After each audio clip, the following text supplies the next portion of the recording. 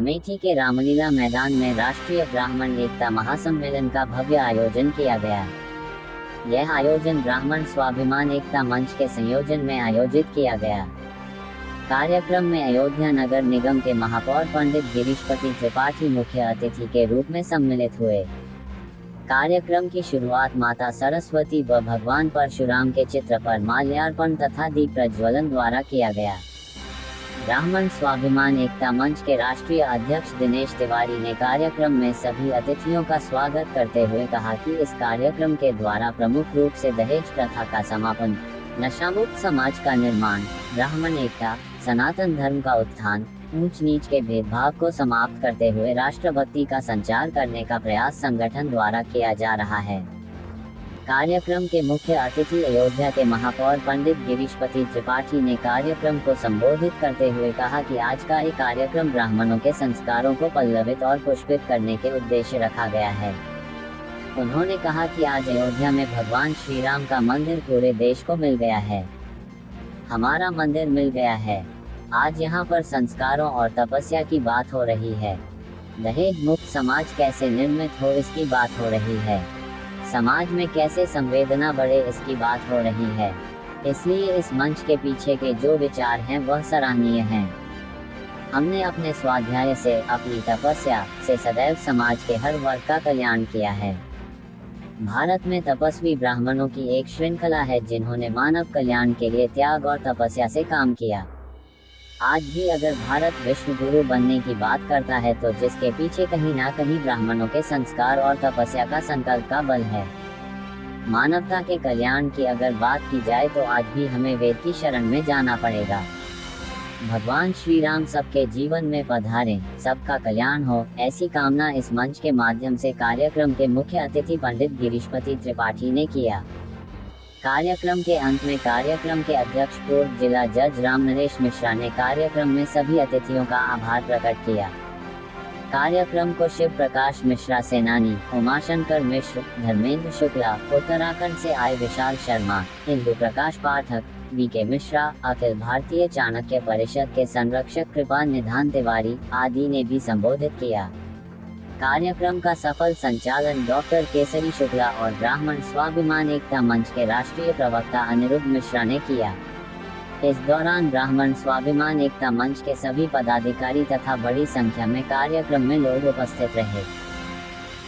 एकता महासम्मेलन में अमेठी आए हुए हैं। इस माध्यम से जो है अमेठी की जनता को और जो है क्या संदेश दे? देखिए, अमेठी तपस्या की धरती है, अमेठी संस्कारों की धरती है और राष्ट्रीय ब्राह्मण एकता महासम्मेलन के माध्यम से लोगों में तपस्या, संस्कार, स्वाध्याय, अध्ययन, ये सब कैसे इसकी वृद्धि हो, इस पर यहाँ पर बैठ के ब्राह्मण समाज के लोगों ने चर्चा की।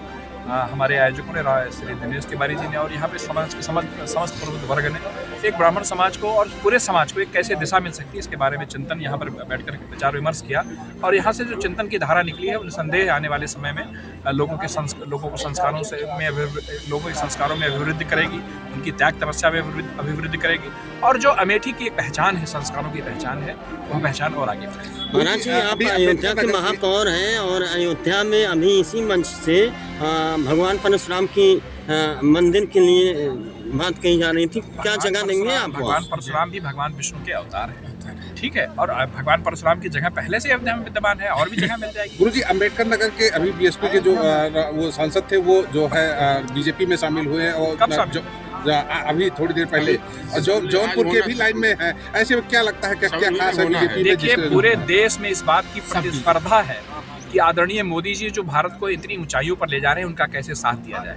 दलों की सीमाएं टूट गई हैं, लोगों के दिलों में मोदी जी हैं और आने वाले समय में भी आपको दिखाई पड़ेगा तमाम दलों के लोग जो किसी मजबूरी बस अपने दलों में पड़े भी हैं, वो भी जानते हैं कि आएगा तो मोदी ही और मोदी जी ही प्रधानमंत्री। जय श्री राम। अखिलेश यादव कहे थे कि हम करने जाएंगे, लेकिन अभी तक वो जो है अयोध्या पहुंचे नहीं। अखिलेश यादव जी कहे थे कि मैं सपरिवार दर्शन करने अयोध्या आऊंगा, लेकिन अभी तक नहीं आए। ना तो कांग्रेस के आ जाते तो उनका भी कुछ कल्याण हो जाता। जो भी राजनीतिक लोग वहाँ पर आते हैं उनका कल्याण होता है, जो नहीं आ रहे हैं उनका नहीं कल्याण हो रहा है। जो आएंगे उनका कल्याण होगा। हमारे रामलला सबके कल्याण करने में सक्षम समर्थ हैं और जो भी उनके दर्शन करने लिए उनके चरणों में आएगा उसका कल्याण होगा। जो नहीं आए उनको भी लाइन लगा के जल्दी आना चाहिए। राष्ट्रीय ब्राह्मण एकता मंच के द्वारा महासम्मेलन यहाँ पर किया गया था और उसमें तमाम जो है हस्तियां ने भाग लिया। ऐसे में इस माध्यम से जो है क्या संदेश आप जो ब्राह्मणों को देना चाहते हैं?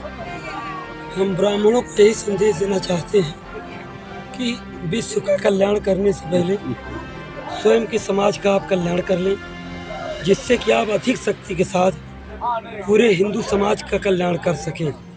और आज कमियां कहीं ब्राह्मणों में दिख रही हैं कि वो जो है स्वार्थी किस्म के हो गए हैं। मैं ये कह रहा हूँ अगर आप स्वार्थी भी हो गए हैं तब भी आप समाज सेवा करिए, क्योंकि ऐसा समाज सेवा नहीं करेंगे तो आपके पड़ोस का बच्चा बिगड़ जाएगा। जब आपका पड़ोस का बच्चा बिगड़ जाएगा तो आपके घर में पत्थर फेंकेगा। इसलिए आपके घर में पत्थर न फेंका जाए, इसलिए आप समाज सेवी बनिए, लोगों के प्रति उदार बनिए कि जिससे आपकी रक्षा हो सके। जब स्वस्थ समाज होगा तभी सभ्य समाज का निर्माण होगा, तभी हमारी सुरक्षा व्यवस्था रह सकती है, तभी हम अच्छे से रह सकते हैं। इस कार्यक्रम का उद्देश्य क्या था?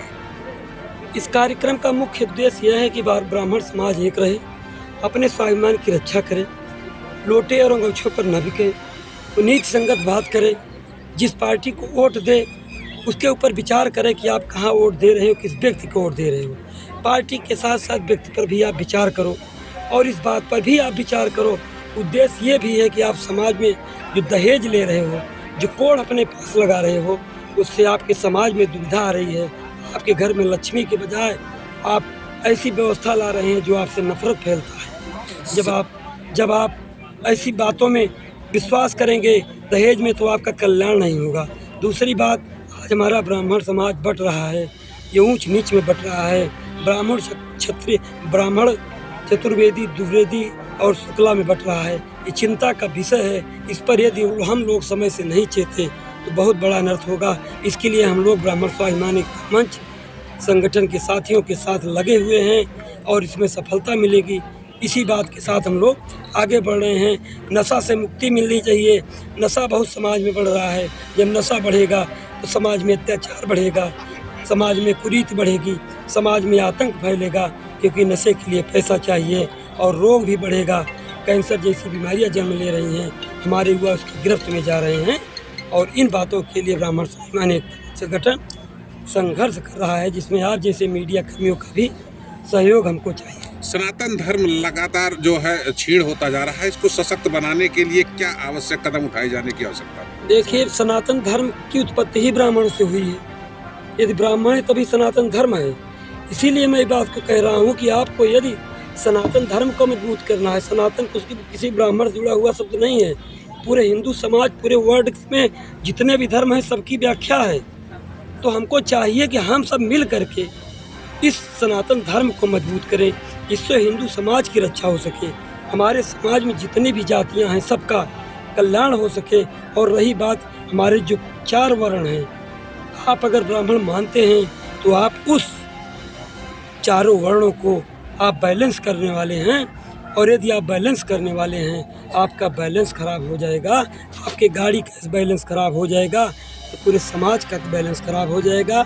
इसलिए आप इन बातों को समझें और अपने नियम, धर्म, आचार विचार पर आगे आएँ, जिससे आप ब्राह्मण समाज की रक्षा कर सकें, समूचे हिंदू धर्म की रक्षा कर सकें और एक नज़ीर, एक उदाहरण दे सकें कि मैं ब्राह्मण हूँ, अपने कर्म पर हूँ।